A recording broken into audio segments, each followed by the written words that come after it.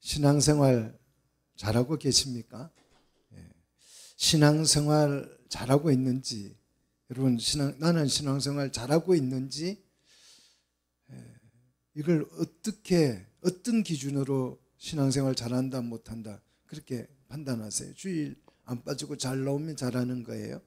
아니면 예배 시간에 졸지 않고 잘 예배 드리면 신앙생활 잘하는 것입니까? 아니면 꼬박꼬박 기도를 열심히 하면 신앙생활 잘하는 것입니까? 도대체 신앙생활을 진단하는 그 평가 기준, 그게 여러분 뭐라고 생각하십니까? 물론 다양한 기준들이 있을 수 있으나 오늘 본문을 통해서 이 기준을 여러분에게 소개하려고 그럽니다. 그 기준이 뭐냐? 자, 오직 따라합시다. 오직 은혜다. 교회에 대한 평가도 마찬가지예요. 그 교회가 좋은 교회냐 나쁜 교회냐, 이것은 뭐로요? 그 교회가 은혜롭냐 하는 거예요. 설교에 대한 평가도요, 그 설교가 말을 잘하느냐 못하느냐 이게 중요한 게 아니고 그 설교에 내가 은혜를 받느냐 못 받느냐 이 차이예요. 성도에 대한 평가도 마찬가지입니다. 그 성도가 은혜롭느냐 하는 거예요. 여러분 사랑해 보십시오. 다 사랑하고 계시죠? 사랑하고 보시면 다 용서가 됩니다. 다 허용이 돼요. 그렇잖아요. 사랑할 때는 모든 것이 당신 마음대로예요. 그런데 사랑이 식어지면 왜 당신 마음대로 해? 이렇게 되는 거예요. 사랑하면 모든 것이 다 넉넉해지고 허용적이어집니다. 그래서 웬만한 실수를 해가지고는 사랑할 때는요 화가 안 나요. 은혜로운 성도가 그렇다 이 말이에요. 은혜가 충만하면 웬만한 옆에 성도가 좀 눈에 거슬리는 일을 해도요 화가 안 나요. 그런데 은혜가 다 떨어지고 나면 그냥 왜 저러지? 저 집사가 왜 저러나? 저 장로가 왜? 저 권사가 왜? 이렇게 해가지고 허물만 막 드러나는 거예요. 여러분 신앙생활 잘하고 계십니까? 그것은 내가 스스로 진단할 수 있어요. 내 속에 뭐가 은혜가 충만한가 이걸 살펴보면 됩니다. 성경 전체를 관통하는 단어가 있는데 그 단어가 뭐냐? 은혜예요. 한번 여러분 성경을 펼쳐서 어느 곳이든지 읽어보십시오. 어느 곳을 읽더라도 그곳에서는 뭐가 쏟아져 나와요? 하나님의 한없는 은혜가 막 폭포수처럼 흘러넘칩니다. 아, 목사님 무슨 그런 말씀을, 저는 성경을 읽어봤더니 성경만 읽으면 눈꺼풀이 얼마나 무거워지는지, 성경을 읽자마자 저는 바로 잠들었어요. 성경을 읽자마자 나는 그냥 수면제예요. 이러신 분들이 있어요. 진짜 있어요. 왜 그럴까요? 아직 성경에 대한 의미 이해가 되지 않아서 그래요. 여러분 성경을 조금만 더 읽었으면 이 성경의 의미들이 막 내 가슴 속에 와 닿을 텐데요, 그 은혜들 의미들이 와 닿으면 정말 감격해요. 은혜가 막 강물처럼 밀려올 줄로 믿습니다. 찬송가를 여셔도 마찬가지, 성경만 그런 게 아니고 찬송가를 펼쳐도 은혜가 풍성한 하나님은, 하나님의 은혜, 정말 그 크신 하나님의 사랑에서부터 시작해가지고 은혜가 찬송가 가사 절절히 은혜가 흘러 넘치잖아요. 그런데 어떻게 그러한 말씀과 그러한 찬송을 부르는데도 내 마음이 깡마르고 은혜가 없이 살아간다, 이거는 있을 수 없는 일이잖아요. 사랑하는 성도 여러분, 적어도 우리 교회 다니시는 우리 성도들은 항상 은혜가 집에 있으나 교회에 있으나 직장에 있으나 은혜가 넘치는 우리 성도들이 되시기를 축복합니다. 오늘 본문에서도 이 은혜를 말하고 있어요. 다윗의 시가 우리에게 참 감동을 많이 주는데요, 왜 다윗의 시가 우리에게 감동을 주느냐 하면 그의 삶에서 나오는 은혜의 고백들을 하기 때문에 그래요. 자, 다윗은 그 말 한마디 한마디, 노래하는 구절 하나하나가 은혜로 가득 차 있어요. 그래서 읽는 사람들로 하여금 그 은혜가 막 느껴지는 거예요. 그러니까 다윗의 시를 읽으면 정말 은혜가 충만한 느낌을 받는 것입니다. 그렇다면 다윗의 인생은 정말 푸른 초원과 같이 쫙 펼쳐진 행복하고 즐거운 삶을 살아서 그런가? 그렇지 않아요. 여러분, 다윗을 생각해 보면 다윗처럼 인생을 정말 난 다윗처럼 살라고 그러면 못 살 것 같아요. 다윗의 인생은 정말 파란만장했습니다. 평탄한 삶이라고 하는 것은 1도 없었던 게 다윗의 삶이라고 할 수 있습니다. 다윗은 정말 수많은 원수들에게 시도 때도 없이 쉴 새 없이 공격을 받았어요. 때로는 가족들이 공격했고, 때로는요 그의 자녀들이 공격했고, 때로는요 왕이 나서서 공격을 했고, 때로는요 그 신하들이 공격을 했어요. 때로는 군대가 나서서 다윗을 집단적으로 핍박을 했습니다. 그래서 다윗은 이렇게 우리처럼 평안하게, 여러분 우리 사는 삶이 전쟁터 같잖아요. 그런데 일을 마치고 집으로 돌아오면 뭐 집이 크든 작든 나에게 안식을 주는 피난처가 있잖아요. 그래서 집에 들어오면 모든 거 입고 좀 쉬었다가 또 힘 얻어서 또 세상에 나가서 일하잖아요. 그런데 다윗은 자기 집을 가지고 집에서 편안하게 살지를 못했어요. 쫓겨다니느라고. 그래 어디로 인생 그 삶이 내몰렸어요? 사람들이 가지 않는 광야로 쫓겨갔어요. 광야로 쫓겨가서 들짐승들처럼 이곳저곳을 그냥 헤매고 다녀야 했습니다. 이것마저도, 광야에 가서 뭐 이렇게 헤매고 다니는 것마저도 여의치 않아서 국경을 넘어야 했습니다. 그래서 아기스 왕에게 숨어들었다가요 자신의 신분이 노출되어지고 신변의 위협을 느낀 나머지 어떻게 했다고 그래요? 성경에서 미친 채 했다. 막 수염을 기르고 침을 흘리면서 바지는 절반 내리고 옷구름을 풀고 미친 채 해가지고요 그 아게스 왕에게 막 걸음도 제대로 못. 야, 다윗같이 그렇게 용맹스러운, 그렇게 날렵한 그 장군이요 자기의 신변의 위협을 느끼고 그 아기스 왕 앞에서 정말 그런 모습으로 자신의 신변을 지켜야 했던 그것이 다윗의 삶이었어요. 다윗은 이런 신변을 느낄 때마다 그 들짐승들처럼 그 동굴 속에 자기 몸을 피해서 움츠리고, 동굴 속에 피해 들어가서 동굴 속에서 움츠리고 정말 그 두려움에 떨어야 했습니다. 때로는 초식 동물처럼 바위 틈새에 피해 가지고 몸을 숨겨야 했습니다. 정말 이런 삶을 살았던 사람이 다윗이에요. 때로는 동굴에, 때로는 바위 틈새에 온갖 지형지물을 이용해서 자기 자신의 몸을 보호해야 했습니다. 살아남기 위해서 이렇게 다윗은 지형지물을 이용하여 자신의 몸을 숨긴 것이 사실이지만, 그런데요 이 다윗은 자신의 마음만큼은 그런 지형지물에 내가 몸을 피한다 이런 생각을 한 번도 한 적이 없어요.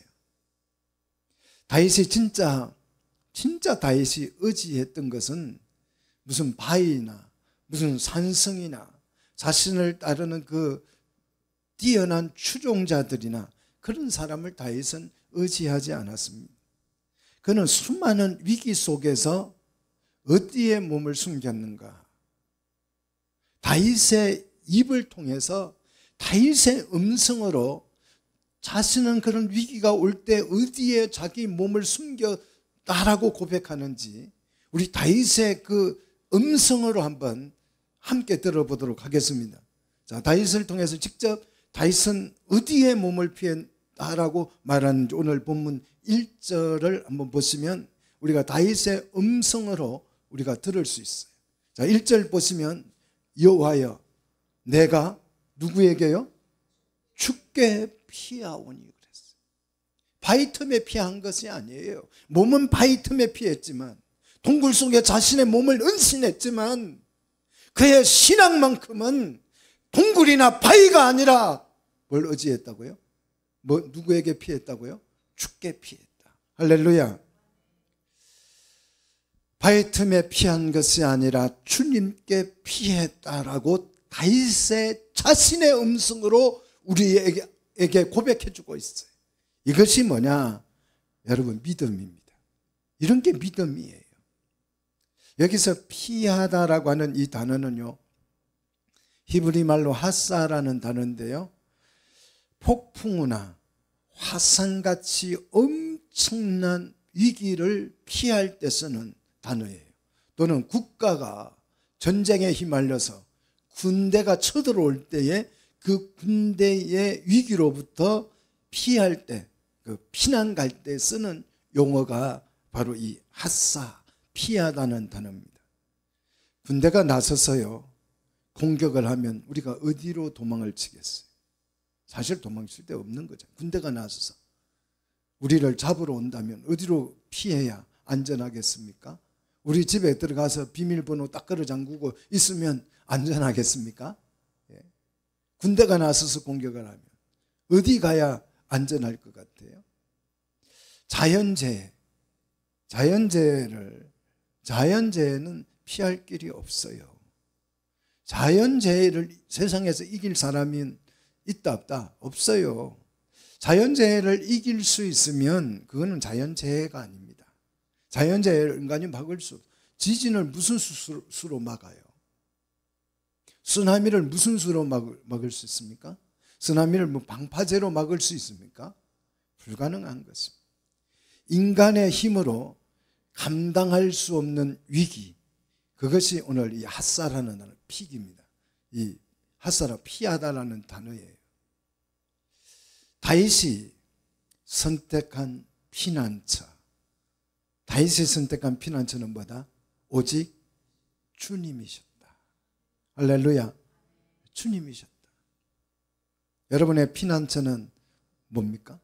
여러분, 그 피난처, 여러분을 힐링시켜주는 그 피난처는 뭡니까? 주님이 되시기를 축복합니다. 우리 주님은, 주님 되신 여호와는 어떤 분이십니까? 정말 그분께 피하면 안전할까요? 세상에서 가장 안전한 장소를 말할 때, 현대에 와서 세상에서 가장 안전한 장소, 그걸 말할 때 우리는 흔히 이렇게 말합니다. 핵폭탄이 터져도 안전한 곳. 우리나라에도 핵폭탄이 터져도 안전한 곳이 있지요. 어디 있습니까? 대통령들이 무슨 회의를 하는, 북한에서 미사일 쏘면 거기에 모이잖아요. 정말 우리나라 높은 사람들 거기에 모이잖아요. 지하 벙커라 그러잖아요. 그건 핵폭탄이 터져도 끄떡없대요. 요즘은 이 핵폭탄이 터져도 끄떡없는 지하 벙커가 가장 안전한 장소다, 그렇게 말을 합니다. 그런데 옛날에는 가장 안전한 장소 그러면 산성을 말했어요. 산성. 자, 여호와 하나님이 어떤 분이신가? 나훔 1장 7절에 보니까 나훔 선지자는 하나님을 이렇게 부릅니다. 여호와는 선하시며 환난 날에 산성이라. 환난 날에 나의 산성이 되신다. 다윗이 믿고 의지했던 그 주님도 바로 그것이에요. 오늘 본문 3절 4절을 한번 보십시오. 주는 나의 반석과 무엇이시니? 산성이시니. 4절도 보시면 주는 나의 산성이시나이다, 이렇게 고백하고 있어요. 다윗이라고 하는 사람은 적을 만나면 막 어디에선가 막 힘이 솟는 사람이, 다윗이라는 사람은 적군을 만나면 그냥 저절로 몸에서 막 힘이 솟는 것 같아요. 불끈불끈 삼손처럼 다윗은 적을 보면 엄청난 힘이 용기가 백배하는 것 같아요. 다윗이 골리앗과 마주쳤을 때 그 어린 다윗이라 그랬잖아요. 소년 다윗이라고 그랬잖아요. 이 소년이 적인 골리앗을 만났을 때에 골리앗과 마주쳤을 때 굉장했어요. 아주 뭐 하늘을 팔짝팔짝 뛰었잖아요. 이게 왜 그러냐 그러면 싸움에 자신이 있어서 그래요. 적과 싸울 때 자신감이 없으면 이룰 수가 없잖아요. 실제 이 다윗은 싸움에는 다윗을 따라갈 수가 없어요. 싸움의 짱이었습니다. 전쟁에서 이 다윗은 한 번도 패해 본 적이 있다 없다? 없어요. 하지만 그 내부의 적이 있잖아요. 가족이 된다든지 신하들이 된다든지 같은 하나님을 믿는 백성들이 적이 될 때에 그를 공격할 때에 다윗은 그 사람들과 싸웠다 안 싸웠다? 싸운 적이 없어요. 어떻게 했어요? 막 싸움을 걸어오면 어떻게 했어요? 산토끼처럼 어떻게 도망쳤어요. 웃기잖아요. 골리앗을 보면 곰이 다윗이 치는 양을 새끼를 물어갈 때 다윗이 어떻게 했다고 그래요? 곰을 뒤쫓아가 가지고, 이해되세요? 곰을 쫓아가 가지고 곰의 입을 아구를 벌려서 물고 가는 그 양새끼를 되찾아왔다 그래요. 다윗이 그런 사람이에요. 그런데 그 내부의 같은 주의 백성들이 다윗을 공격할 때는 다윗은 어떻게 했어요? 한없이 약해져 가지고 도망쳤어요. 신하들이 반란을 일으켜서 공격해 올 때에 그는 도망갔습니다. 사울 왕을 그는 다윗은 충분히 뵐 수 있었지만 사울 왕의 공격을 피해서 어떻게 했어요? 도망쳤어요. 아들이 반역을 일으킬 때에도요, 얼마나 허겁지겁 도망을 쳤는지 맨발로 도망을 쳤더라. 정말 이해가 되지 않잖아요. 어떻게 싸움을 기막히게 잘하는 이 다윗이 혼자서 돌멩이 하나로 그 블레셋의 군대 중에서 가장 뛰어난 골리앗을 어떻게 해요? 한 방에 때려 눕혔던 이 다윗이 어떻게 그 아들이 공격한다고, 신하들이 공격할 때에는 신발도 못 신고 도망을 치나 이거예요. 자, 왜 그랬을까요? 다윗은 하나님의 백성과는 싸움을 한다 안 한다? 하나님 백성하고는 안 싸운다. 이게 다윗의 믿음이었어요. 자, 이렇게 도망을 치면 모든 것을 빼앗기고 잃는 것 아니겠습니까? 도망치면. 그러면 그 도망친 다윗의 삶은 낭패잖아요. 모든 것을 잃고 인생이 파탄되는 거잖아요. 도망치면 그렇잖아요. 여러분 웬만하면 싸우세요. 도망치지 말고. 도망치면요 다 망하는 거잖아요. 다 빼앗기는 거잖아요. 그래서 질문을 한 개 드리면요, 이렇게 다윗이 도망을 쳤기 때문에 그의 인생이 파탄 났습니까? 다윗이 이렇게 도망쳐가는 그 모습이 우리 눈에 보이기에는 도망치는 것처럼 보이지만요, 사실은 그게 도망이 아니었어요. 뭡니까? 죽게 피하는 거였다는 거예요. 여러분 도망친다고 하지 마시고 주님께 뭐한다? 피한다고 고백하십시오. 똑같은 말이에요. 똑같은 말. 도망가는 거나 피하는 거나 똑같은 말이에요. 그러나 우리는 도망 다니는 게 아니에요. 죽게 피하는 거예요. 할렐루야. 이게 믿음이라니까요. 이게 믿음이에요. 다윗은 실제 광야를 이곳저곳 헤매고 다녔지만 때로는 먹을 것이 없어요. 광야에는 먹을 것이 없잖아요. 이스라엘 백성들에게는, 광야 이스라엘 백성들에게는 하나님이 뭐도 내려주셨어요? 만나라도 내려주셨는데 이 다윗은 뭐 밉보였는지 만나도 안 주셨어요. 그래서 하도 배가 고파서 다윗이 어디로 가요? 제사장을 찾아가 가지고 떡을 달라고 그래요. 그래서 제사장에게도 떡이 없어요. 그런데 여호와께 드린 진설병이 있어요. 그거 얻어먹었어요. 다윗이 이렇게 인생을 살았습니다. 그렇다고 해서 다윗의 삶이 파탄난 게 아니에요. 파탄난 게 아닙니다. 이런 삶 속에서도 다윗은 안전함을 느꼈어요. 왜 그랬느냐? 왜 그랬을까요? 자, 15절에 그 답이 있죠. 15절. 자, 15절. 나의 앞날이 어디에 있다고요? 주의 손에 있사오니. 자, 아멘 하셔야 돼요. 이 말, 나의 앞날이 어디에 있다고요? 주의 손에 있다. 이 고백. 다윗은 뭐 지금 진설병을 얻어먹고 이곳저곳으로 쫓아다니고 할지라도 다윗의 장래를 어디에 맡긴 것이에요? 주의 손에 맡겨버린 것입니다. 이 앞날을 우리는 장래라 그러잖아요. 장래를 그냥 주님께 맡겨버렸어요. 그러니까 안전한 거예요. 주의 손에 맡겼다라는 뜻은 무슨 뜻이에요? 주님 손으로 마음대로 하세요 이거예요. 내 인생 주님께 다 맡겨 싸우니 주님 손으로 마음대로 하세요 이거잖아요.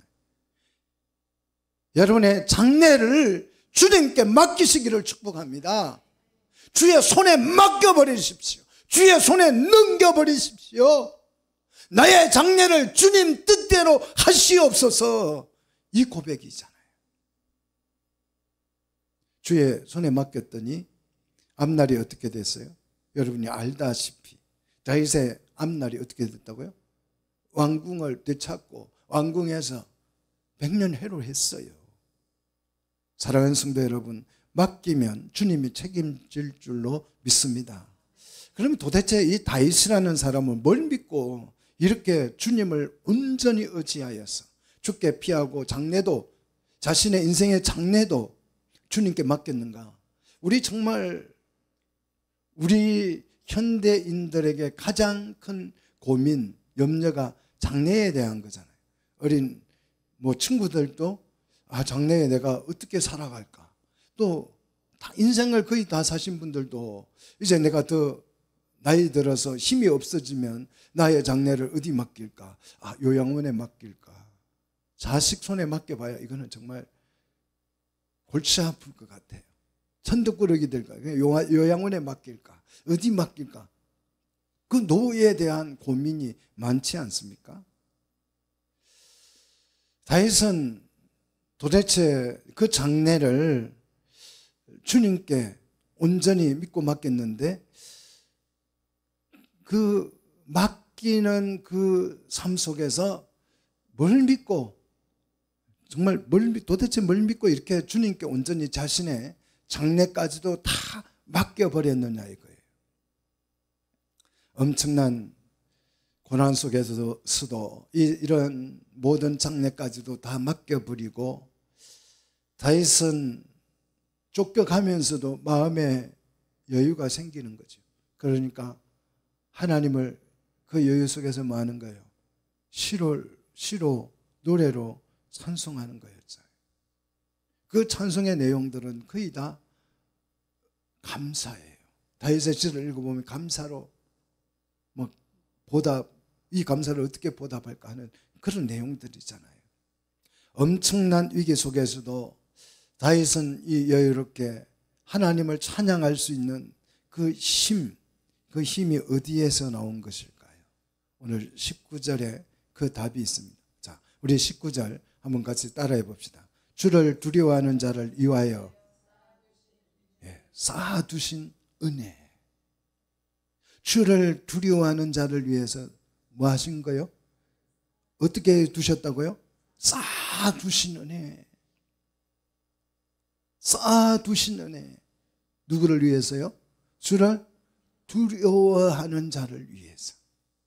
저는 이 다윗의 고백이 가슴에 뭉클하게 와닿았어요. 쌓아두신 은혜. 사랑하는 우리 성도 여러분, 도대체 뭘 그렇게 두려워하십니까? 장래가 걱정되십니까? 경제가 걱정되십니까? 아니면 건강이 걱정되십니까? 염려하지 마십시오. 주를 두려워하는 자를 위하여 하나님이 쌓아두신 뭐가 있다? 은혜가 있다라는 거예요. 은혜가 있다. 제가 구청 일을 조금 도와줄 때 구청 직원이 항상 저에게 와서 하는 말이, 목사님 무슨 프로그램 하나 만드셔가지고 그 프로그램을 이렇게 예산 청구해서 올리면 우리 구청에서 지원을 해드릴게요. 이런 얘기를 자꾸 자주 강조를 해서 제가 그랬습니다. 저는 구청 도움을 받아서 교회를 세우고 싶은 마음이 1도 없어요. 그랬더니 우리 목사님은 너무 구청 공무원을 무시한대요. 공무원이 힘이 굉장히 세대요. 자기가 도와줄 수 있는 게 엄청 많대요. 별로 관심 없다고 그렇게 거절을 하니까 우리 공무원들 힘을 좀 얕잡아 보는 거 아니세요? 웃으면서 그런 얘기들 많이 했습니다. 근데 실제 코로나 때 보니까 그 공무원 말이 틀린 말이 아니라는 걸 실감했어요. 공무원이 누구를 데리고 왔어요? 교회로?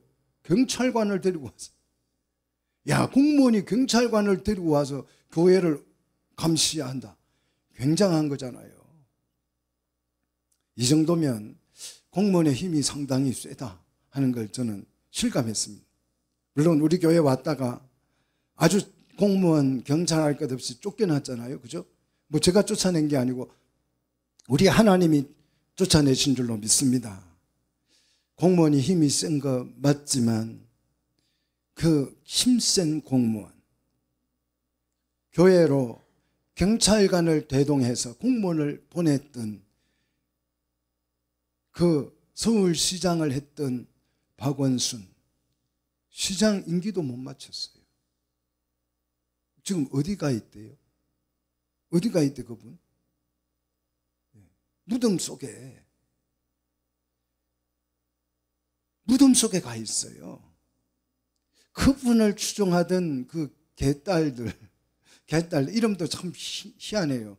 상스러워요. 개딸들 박원순을 추종해 이 사람 대통령 만들려고 이 박원순이 정말 자신 평생 조직 관리를 해왔던 그 개딸들이 주인을 잃고 지금 누구한테 빌어붙어가지고 이 무슨 명인가 하는 사람한테 달라붙어가지고 악한 사람은요 악한 사람들끼리 놉니다.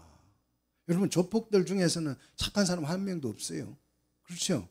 다 나쁜 사람들끼리 모여있는 게 조폭. 이를 대통령 만들면 태양광에서 한탕한 것처럼 이 사람 대통령 만들면 우리 한탕할 수 있다. 지금 그런 생각으로 그렇게 정말 이 거품을 내물고 지금 달라붙어가지고 추종하잖아요.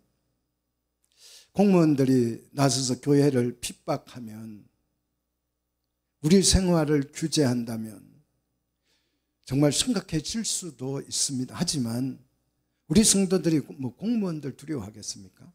군대를 두려워하겠습니까? 총칼을 두려워하겠습니까? 나라가 덤벼도 우리는 두려워하지 않습니다. 그 일제 치하 때 일본이 우리를 이렇게 합방해서 우리 대한민국 이 조선을 다스릴 때에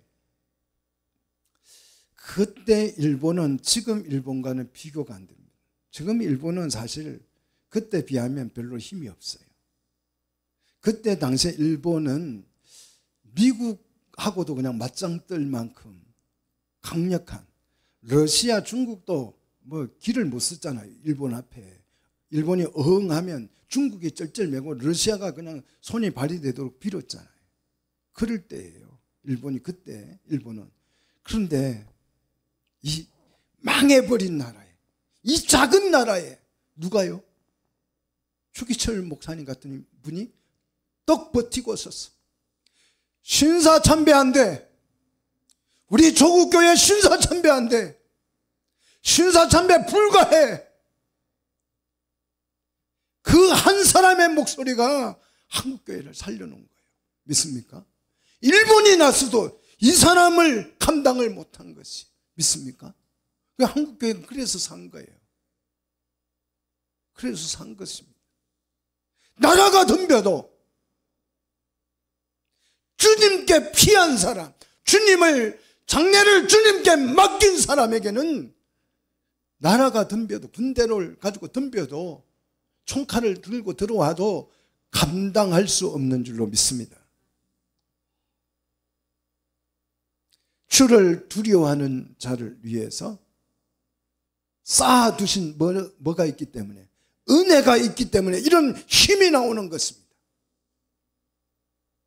하나님은 주를 두려워하는 자를 위해서 태산 같은 은혜를 비축해 두시는 줄로 믿습니다.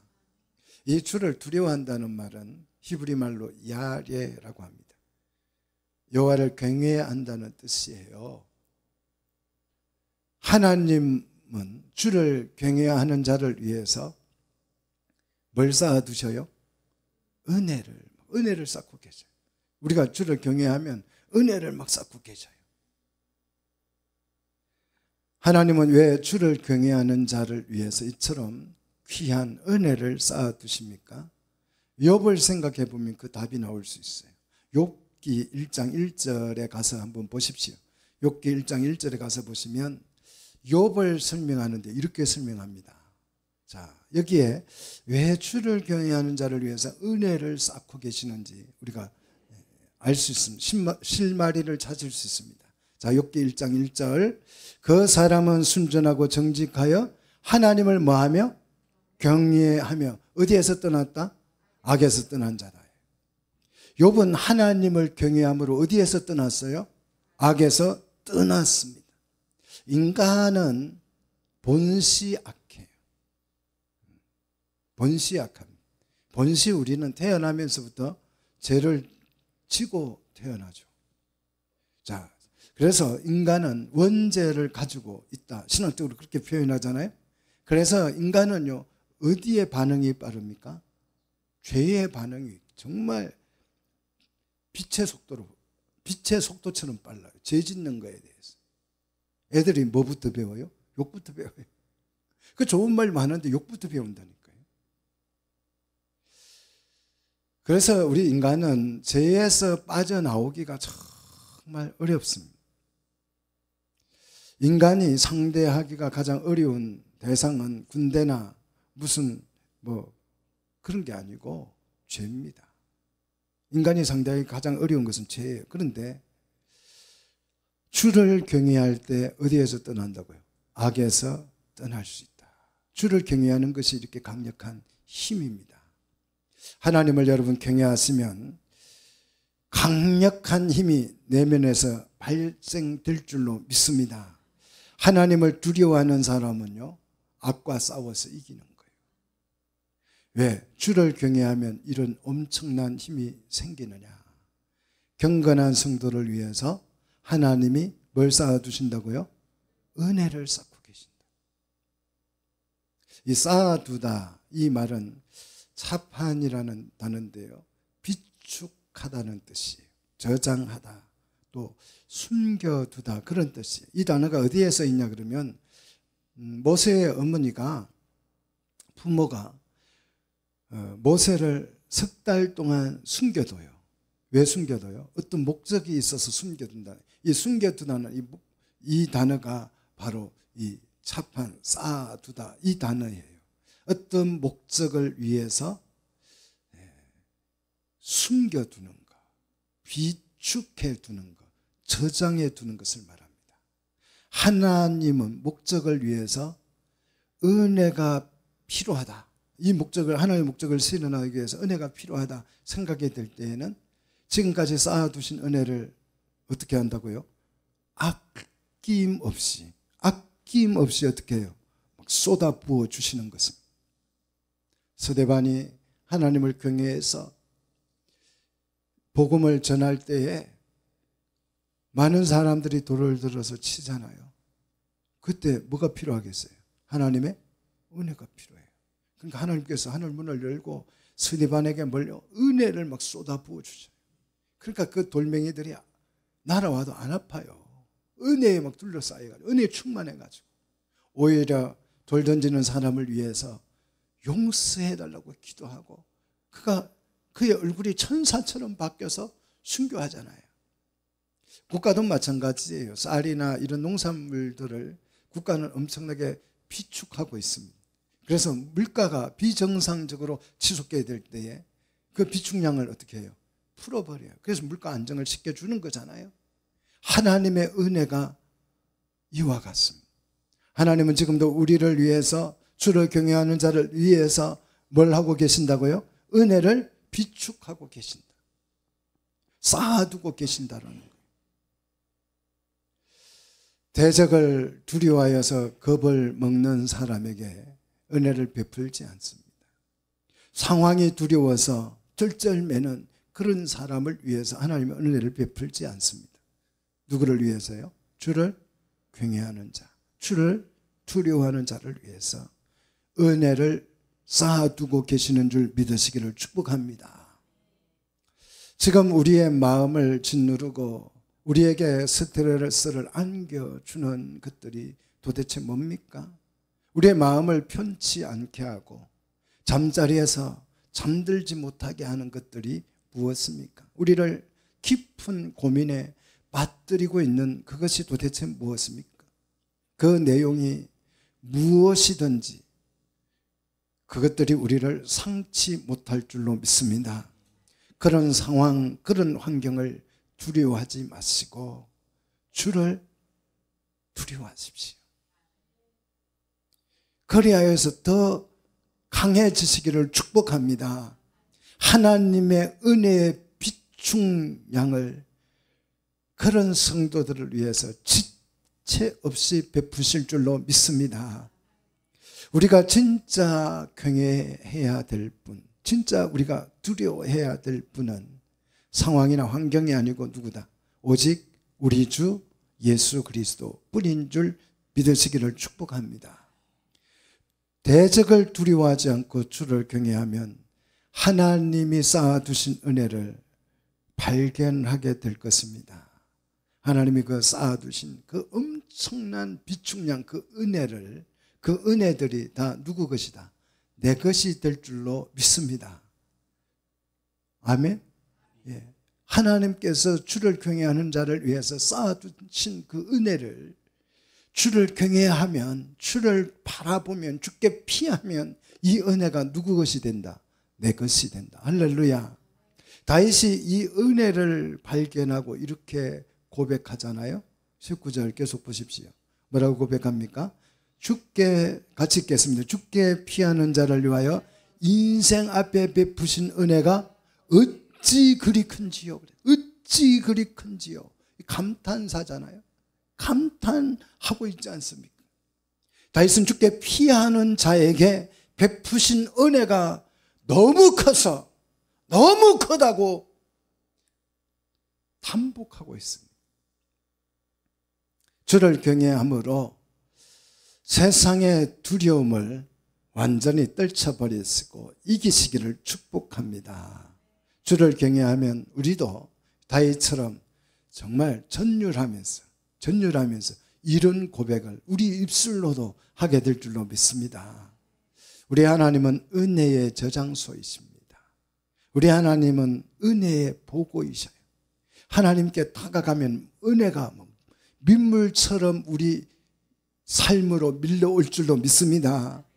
시편을 읽어보면 은밀한 곳에서, 또 은밀한 곳에 나를 숨기시고, 무슨 반석 아래 숨기시고, 뭐 날개 아래 숨기시고, 이런 표현들은 다 전부 다 하나님의 품을 말합니다. 하나님은 우리의 방패가 되어 주신다고 수도 없이 말씀하셔요. 산성이 되겠다고 수도 없이 말씀합니다. 그래서 주를 경외하는 사람들이 고난을 겪으면 이 은혜를 다 체험해요. 그래서 고난을 경험한 사람들은 그 고난을 경험하고 있는 사람, 고난을 극복한 사람들의 한결같은 고백이 뭐냐? 하나님의 은혜가 크다. 하나님의 은혜가 크다. 이 고백을 하지 않는 사람을 본 적이 없어요. 어떤 고난을 만났든지 하나님의 은혜가 크다. 하나님은 주를 경외하는 자를 위해서 기막힌 은혜로 보호하시고 지키시고 돌보시고 양육하고 계시는 줄로 믿으시기를 축복합니다. 우리가 어떤 환경에 처하든지 쌓아두신 은혜가 있음을 알아야 합니다. 아브라함은 이 은혜를 깨닫고 은혜를 노래를 불렀어요. 은혜를 노래를 불렀어요. 사람을 만나도 은혜, 누구를 만나도 은혜. 그래서 창세기 18장 3절에 가서 보면 내 주여 내가 주께 은혜를 입어 싸우면 원컨대 종을 떠나지 말고 우리 집에 와서 제 식사 대접을 받고 가세요. 은혜를 노래를 부르다가 누구를 대접했다고요? 천사를 대접했다고요. 성도는요 은혜 안에서 강해져야 될 줄로 믿습니다. 은혜를 받아야 진짜 승리할 수 있어요. 성도는 은혜를 수시로 공급받아야 될 줄로 믿습니다. 요셉이 인생을 성공한 것도 어디에 근거한 것입니까? 하나님의 은혜에 근거한 것이죠. 실제예요. 창세기 39장 21절, 39장 21절 보시면 하나님이 요셉에게 뭘 받게 하시매? 은혜를 받게 하시매. 은혜를 받게 하시매. 받게 한다는 말은 강제적이잖아요. 은혜를 그냥 줘서 받을 수 있도록 했다라는 거죠. 요셉은 모든 문제를 하나님의 은혜를 의지해서 풀었습니다. 특히 우리의 구원을 설명하는 이 출애굽기. 여러분 구원이 뭐냐 이걸 알고 싶으면 성경 어디를 펼치면 돼요? 출애굽기. 그게 보면 우리 구원이 다 나와요. 구원을 설명하고 있는 출애굽기는요 은혜의 도가니탕입니다. 은혜의 도가니탕이에요. 여러분 은혜 받고 싶다 그러면 어디를 읽으면 돼요? 출애굽기 1장 20절에 보니까 산파들에게 하나님이 뭘 베푸셨다고요? 은혜를 베푸셨다. 11장 3절에 애굽 사람의 뭘 받게 하셨다고요?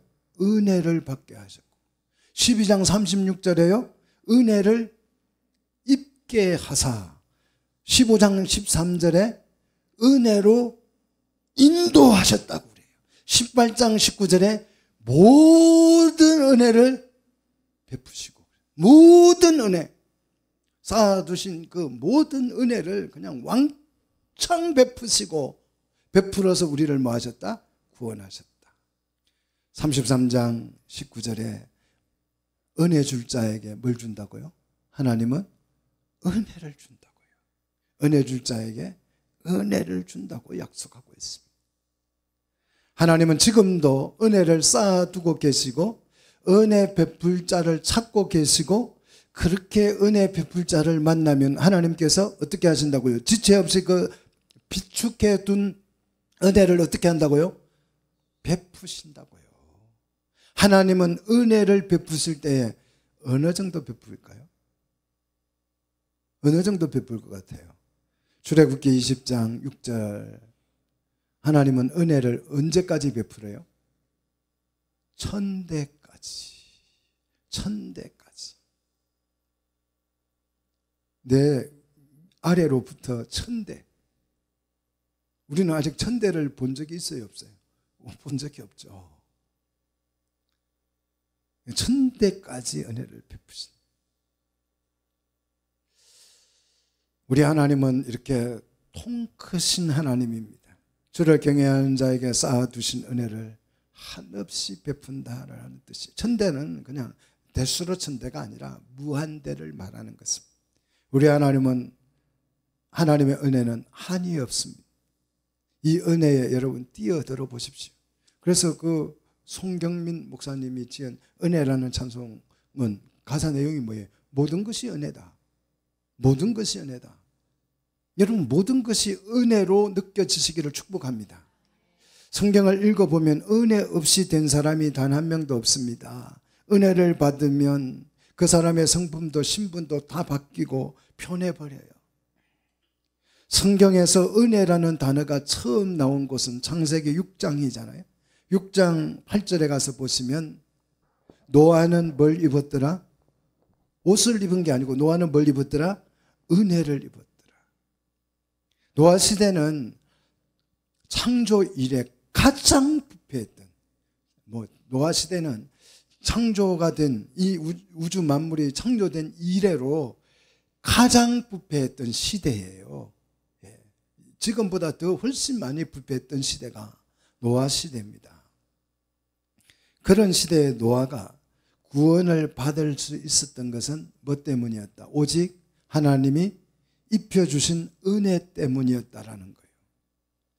하나님의 아브라함, 이삭, 야곱에게 세우신 그 계획이 어떻게 실현되느냐?